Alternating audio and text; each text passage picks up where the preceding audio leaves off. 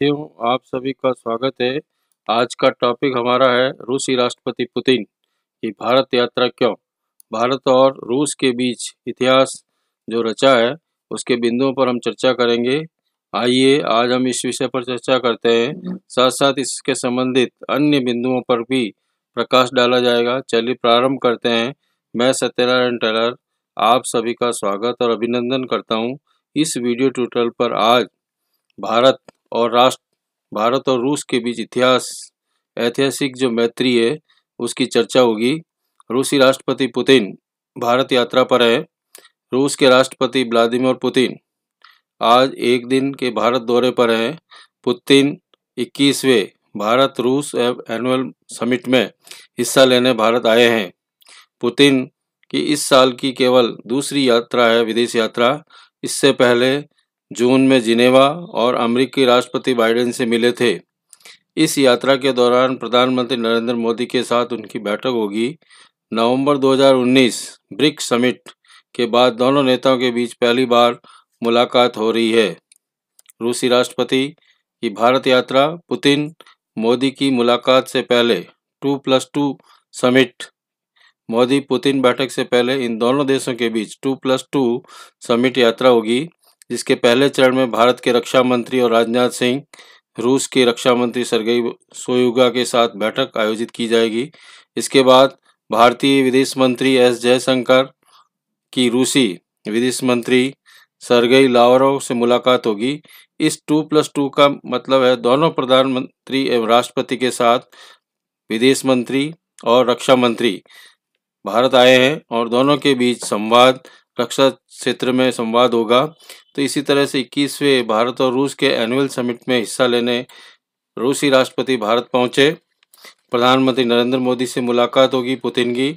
रक्षा मंत्री राजनाथ सिंह रूसी रक्षा मंत्री से मिलेंगे। विदेश मंत्री जयशंकर प्रसाद रूसी विदेश मंत्री से भी बातचीत की जाएगी।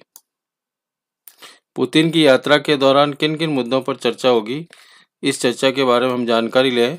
पुतिन भारत यात्रा के दौरान दोनों देश के बीच द्विपक्षीय मामले, क्षेत्रीय और अंतर्राष्ट्रीय मुद्दों पर चर्चा आयोजित होगी। साथ ही इन बैठकों में दौरान बहुपक्षीय और परस्पर हित के मुद्दों पर भी चर्चा हो सकती है।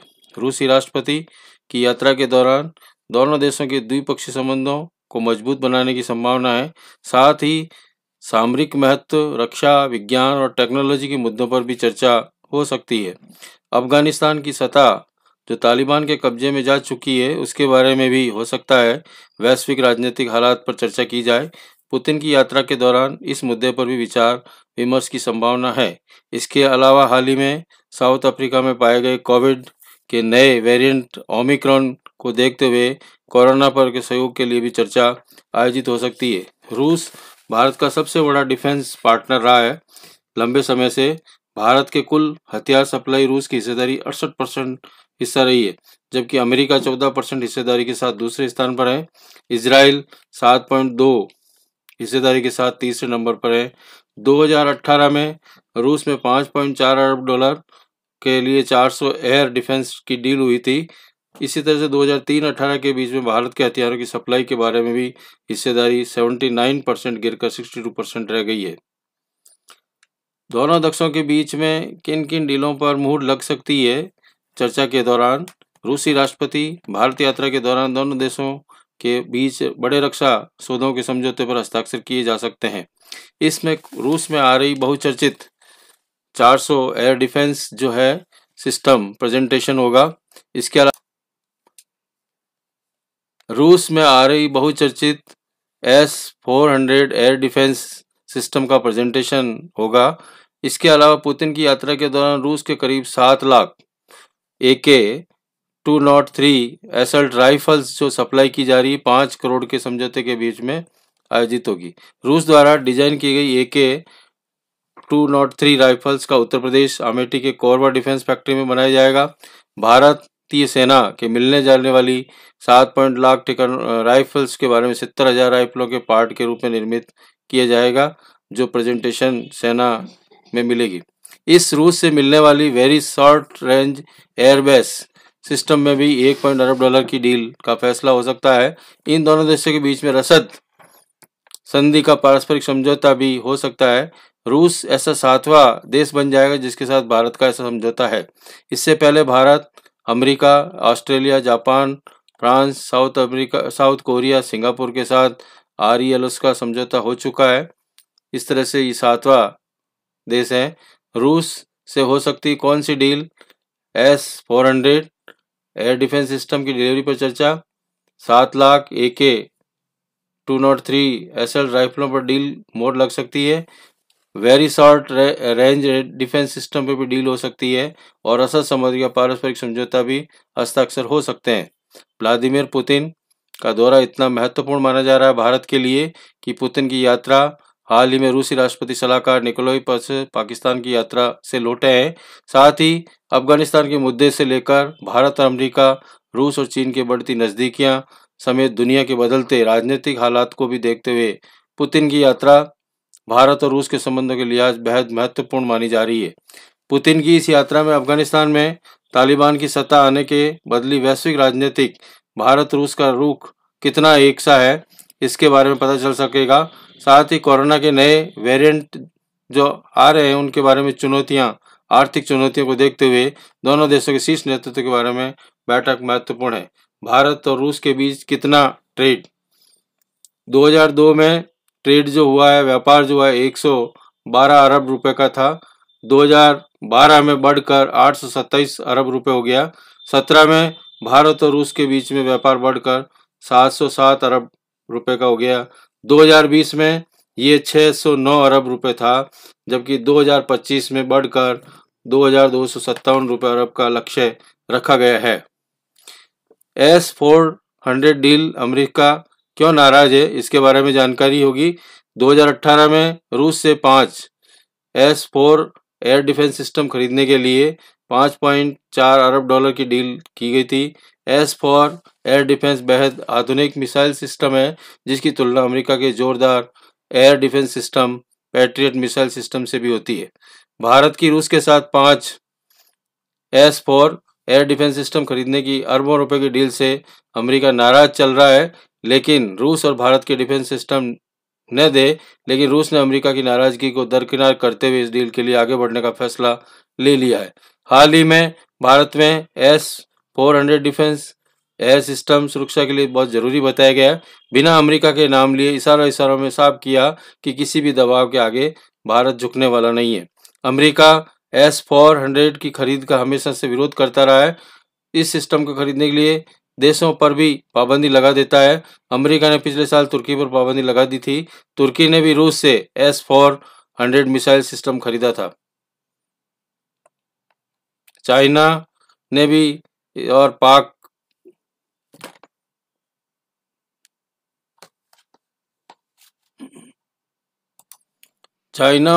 के बीच में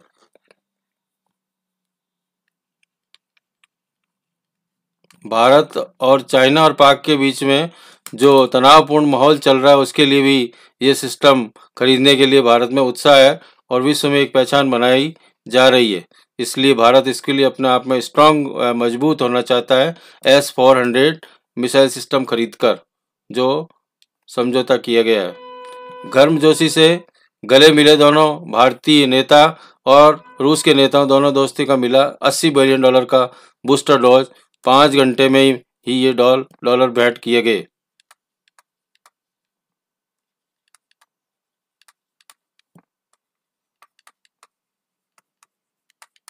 $5,000 का व्यापार एक साथ शुरू कर दिया 5 घंटे में। अगर पुतिन कितना शक्तिशाली है S-400, इसकी जानकारी हम देंगे इस मिसाइल के बारे में। जो अगर पुतिन की जो है 440 + 400 किलोमीटर ऑपरेशन रेंज में ये मिसाइल काम करेगी। 4800 मीटर सेकेंड मैक्सिमम इसकी स्पीड होगी। 30 से 60 किलोमीटर मैक्सिमम इसकी हाइट। 600 किलोमीटर टारगेट करने में डिटेक्शन रेंज होगी और 5 घंटे 10 मिनट में डिप्लॉयमेंट टाइम उसका 5 मिनट 10 सेकेंड इसका डिप्लॉयमेंट टाइम बताया गया है। इतनी ये शक्तिशाली हमारी S-400 मिसाइल्स जो 120 किलोमीटर 9M96EG के 250 किलोमीटर पर, NDM में 200 किलोमीटर और 400 किलोमीटर का रेंज देशांतर पर इसको स्थापित किया जाएगा, जो मारक क्षमता के काम कर सकती है। अगर पुतिन और Modi S-500 super advance missile defence system पे भी डील करते हैं तो मानिए चीन और पाकिस्तान पर भारत लंबी बढ़त हासिल कर लेगा। इसी वजह से भारत के दोनों पड़ोसी दुश्मन परेशान हो रहे हैं, जबकि भारत और रूस फिलहाल इस मामले में कुछ भी बोलने से कतरा रहे हैं। दोनों देशों के बीच विदेश और रक्षा मंत्रालय ने इसका जिक्र करना मुनासिब नहीं समझा है। 3 साल पहले S-400 डील के वक्त दोनों देशों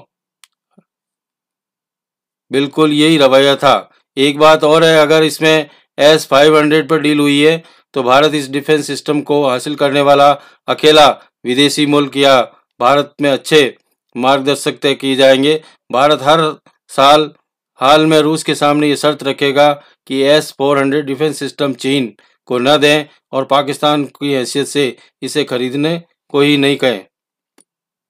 भारत को रूस के मिलिट्री इक्विपमेंट की भी जरूरत पड़ती है, जो हमारे रूस सप्लाई करता है। भारत की आज़ादी के बाद रूस के उसके मजबूत सैन्य संबंध, मिलिट्री हार्डवेयर्स के अलावा भारत इस भरोसेमंद दोस्त को टैंक्स, छोटे हथियार, aircraft, ships, carrier aircraft, INS Vikramaditya, submarine भी खरीदता रहता है। ये एक बिग सौदा है जो दोनों देशों के बीच में तय हो जाता है। दोनों देशों से मिलकर ब्रह्मोस सुपरसोनिक मिसाइल्स भी बना रहे हैं और KA-2216 226T helicopters manufacturing unit Bharat में लगाने का बातचीत जारी है। आंकड़ों के मुताबिक 1991 से अब तक भारत ने रूस से $70 बिलियन के मिलिट्री इक्विपमेंट खरीदे हैं। रूस इस दूसरे देश की तुलना में भारत में टेक्नोलॉजी ट्रांसफर के मामले में भी सहूलियत देता है। रूस के मिलिट्री इक्विपमेंट्स भारत की रूस के हिसाब से अमेरिका काफ़ी सस्ते हैं। इसी तरह से बिग मार्केट जो है, आयात ज़्यादा और निर्यात कम है रूस से। अमेरिका से इस मामले में अधिक कंपैरिजन में निर्यात कर रहा है। भारत आयात ज़्यादा करता है, निर्यात कम करता है रूस के द्वारा, और अमेरिका से कंपैरिजन में चल रहा है। इस इक्विपमेंट सिस्टम के बारे में बिग मार्केट जो वर्ल्ड का आयोजित हो रहा है, उसमें समझौते के अंतर्गत रूस से हम भारतीय सामग्री, जो सैन्य सामग्री आयात ज़्यादा करते हैं और निर्यात कम करते हैं, जबकि इस बिग मार्केट में हमारा अमेरिका के साथ जो है निर्यात तुलना में कम हो रहा है। आयात अमेरिका की तुलना में अमेरिका आयात से ज़्यादा करते हैं, निर्यात को कम किया जा रहा है।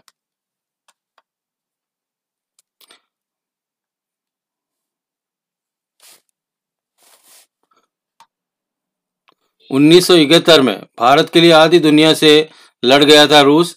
15 तस्वीरों में इसे देखिए, दोनों देशों के बीच में दोस्ती के नया आयाम खुलने जा रहे थे। इस तरह ओमिक्रॉन का कहर। दूसरी ओर रूस के राष्ट्रपति व्लादिमीर पुतिन भारत का दौरा कर रहे हैं और ये वक्त कोविड-19 का तीसरी लहर का आयोजित होने जा रहा है। दुनिया के पूर्व राष्ट्राध्यक्ष अपने अपने देशों में डटे हुए हैं, लेकिन पुतिन इस भारत से वायदा किया था 6 दिसंबर को भारत की दोस्ती पर कायम रहे और भारत की राजधानी दिल्ली पहुंचे, और 21 दिसंबर 1947 को पड़ी थी। तब से अब तक कई बार दुनिया में उथल पुथल मच चुकी है, लेकिन भारत और रूस के रिश्ते कभी नहीं बिगड़े हैं।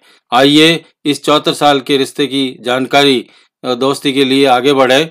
1947 में आज़ादी मिली, 4 महीने गुजरे थे, लेकिन भारत को उसकी असली दोस्ती तब तक नहीं मिली जब तक 21 दिसंबर 1947 को दिन था। रविवार एक रूसी पति पत्नी अपने बच्चों के साथ दिल्ली हवाई अड्डे पर उतरे। उसका नाम था किरिल नौकरनव। इन्होंने ही भारत और रूस के अटूट रिश्ते की नींव रखी और आज़ाद भारत के पहले रूसी एम्बेसडर थे। 1951 में आज़ादी के लिए सिर्फ 4 साल बीते थे, लेकिन किरिल नौकरनव बीच में भारतीयों में ऐसे रचे और बस गए थे कि जैसे वो यहीं के हो। ये फोटो जो जाहिर की जा रही, उन्होंने अपने एक सेलिब्रेशन में राष्ट्रपति डॉक्टर राजेंद्र प्रसाद को बुलाया और डॉक्टर राजेंद्र प्रसाद भी चले गए। मौका था रूस में हुई दुनिया की सबसे बड़ी मजदूरों की अक्टूबर समाजवादी क्रांति की 34वीं वर्षगांठ मनाने का आयोजन हो रहा था। 1955 में दोस्ती का मिठास बढ़ता गया और 8 साल हुए पहली बार यूएसएसआर मंत्रिपरिषद के अध्यक्ष निकोलाई बुलेगेन और निकिता क्रुश्चेव सेंट्रल कमेटी के मुख्य सचिव खुद भारत आ पहुंचे। दोनों ने नई दिल्ली में बने हैदराबाद हाउस में नवंबर 1955 में कई दिन साथ बिताए। 1955 में कश्मीर घूमने गए और उनके स्वागत में कश्मीरियों ने जुलूस निकाला। जब वे श्रीनगर की सड़कों पर निकले तो सड़कें जाम हो गई थी। 7 साल बाद ये मौका आया और संयुक्त राष्ट्र सुरक्षा परिषद में रूस सोवियत संघ ने 22 जून 1962 को अपने 100वें वीटो से कश्मीर मुद्दे पर भारत का समर्थन करके पाकिस्तान को बैकफुट पर ढकेल दिया था। 1955 का जो वक्त था दोस्ती को कागज पर उकेरने का था। रूसी मंत्री निकोलाई बुलेगिन और निकिता क्रुश्चेव उसी समय भारतीय दौरे में प्रधानमंत्री जवाहरलाल नेहरू से मिले और दोनों देशों के बीच राजनयिकों को बुलाया और दोनों देशों ने अलग अलग तरीके से एक दूसरे के साथ देने के लिए कई समझौते किए गए। 1960 में भारत किसी भी गाय गिफ्ट कर दे ये बात समझ आती है, लेकिन कोई और देश हमारे पीएम को गाय गिफ्ट कर दे मतलब दोनों देशों का घाटा करने का एक मौका न छोड़ना था। ये बात 27 मार्च 1960 की थी जब पीएम जवाहरलाल नेहरू ने रूस सरकार से एक गाय गिफ्ट कर दी। जब सोवियत राजदूत इवान बेनेटे ने गाय को रस्सी नेहरू को थमाई तो तुरंत उसे चारा खिलाने लगे। इस तरह से ये चित्र हमारा पीएम जवाहरलाल नेहरू का गाय को चारा खिलाते हुए का 1960 का एक चित्र है जो गिफ्ट के रूप में दी गई थी। 1966 भारतीय सरकार ने तय किया कि अगर देश को आगे बढ़ाना है तो उसे स्टील प्लांट भारत में लगाना पड़ेगा और प्लांट लगाने के लिए पर्याप्त व्यवस्था न थी।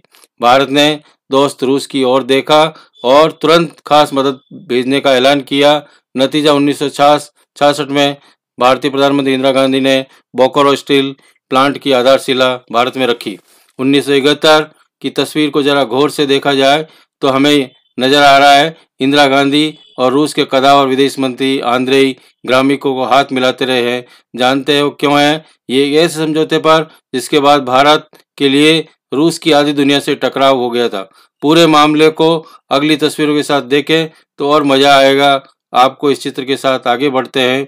1971 में हुआ पाकिस्तान में बंगाली लोगों की हत्या हो गई और भारत ने युद्ध छेड़ दिया, लेकिन अमेरिका ने भारत को विलियन कहा और UK, France, UAE, Turkey, Indonesia, चीन आदि दुनिया भारत ने पाकिस्तान का सपोर्ट करना शुरू कर दिया। लेकिन रूस ने समुद्री रास्ता रोककर अमेरिका, ब्रिटेन समेत दूसरे देशों के पोतों को भारत सरकार पर हमला करने से रोक दिया था। 1984 में रूस ने भारत को सिर्फ जंग के मैदान में ही नहीं बल्कि आसमान और अंतरिक्ष में फतह करने का भी साथ दिया। 1975 में पहले उपग्रह आर्यभट्ट का प्रक्षेपण जो भारत द्वारा किया गया था वो 1984 में राकेश शर्मा अंतरिक्ष यात्रा में रूस के सहयोग से ही जा गए थे। इस तस्वीर जो भारत, सोवियत संघ और अंतरिक्ष चालक दल के साथ सदस्य के रूप में राकेश शर्मा नजर आ रहे हैं। 1988 में 1971 के बाद भारत और रूस की दोस्ती दुनिया भर के लिए मिसाल कायम कर गई। दुनिया दूसरे देशों के दोनों देशों की नज़र लगनी शुरू हुई। उसके बाद सोवियत राष्ट्रपति मिखाइल गोर्बाचोव आधिकारिक रूप से भारत आए और प्रधानमंत्री राजीव गांधी उनका स्वागत करने सीधे एयरपोर्ट पहुंचे। ये तस्वीर नवंबर 1988 में नई दिल्ली की है। 1993 में एक बार फिर भारत के दौरे पर रूसी राष्ट्रपति बोरिस एल्त्सिन आए और इस दौरान राष्ट्रपति भवन में एक स्वागत समारोह आयोजित किया गया और भारत के राष्ट्रपति डॉक्टर शंकर दयाल शर्मा राष्ट्रपति बोरिस एल्त्सिन का स्वागत करते हुए उसकी तस्वीर नजर आ रही है। 2000 दोस्त बदल गए लेकिन पड़ोसी नहीं बदले। 2000 में कहने के पूर्व प्रधानमंत्री अटल बिहारी वाजपेयी ने भी समझौते किए जो पाकिस्तान और चीन जैसे पड़ोसी से भी निपटने के लिए रूस जैसा एक यार और पक्का साथ देना होना चाहिए। इसलिए दोस्ती को और मजबूत करने के लिए अक्टूबर 2000 में वाजपेयी और राष्ट्रपति पुतिन मिले। इस दौरान भारत और रूस के बीच सामरिक भागीदारी की घोषणा पर हस्ताक्षर किए गए। 2007 में अटल बिहारी वाजपेयी के बाद सरकार भले ही बदल गई हो लेकिन भारत को लेकर पुतिन के प्यार में कोई कमी नहीं आई। एक बार फिर पुतिन भारत आए और हिंदुस्तान को परमाणु ऊर्जा के लिए एक नई तकनीक और संसाधन देने का वादा किया। इस तस्वीर में रूसी राष्ट्रपति व्लादिमीर पुतिन, भारतीय प्रधानमंत्री डॉक्टर मनमोहन सिंह नजर आ रहे हैं। 2014 में नरेंद्र मोदी के सत्ता में आने पर दुनिया भर में हाय तौबा मची कि भारत की ये सरकार अमेरिका के ज़्यादा करीब है, लेकिन पुतिन को तो पता था कि भारत कहीं नहीं जाने वाला। यही वजह है एक बार फिर जब 2014 में पुतिन भारत आए और अपने कलेजे से प्रधानमंत्री मोदी को लगाया तो आधी दुनिया के देश इस दोस्ती को देखकर जल गए। और ये तस्वीर नई दिल्ली स्थित हैदराबाद हाउस 11 दिसंबर 2014 में आयोजित थी। 2021 मामला कश्मीर का आया। रूस ने आगे बढ़कर संयुक्त राष्ट्र में भारत की आवाज़ को बुलंद किया। अब ड्रैगन को जवाब देने के लिए रूस भारत को S-400 मिसाइल डिफेंस सिस्टम भेज रहा है। रूस भारत की Sukhoi Su-3 MKI jet fighter का अपडेट वर्जन दिया, जिसका वह अपने देशों की सुरक्षा के लिए इस्तेमाल किया, इसलिए यात्रा बहुत जरूरी थी।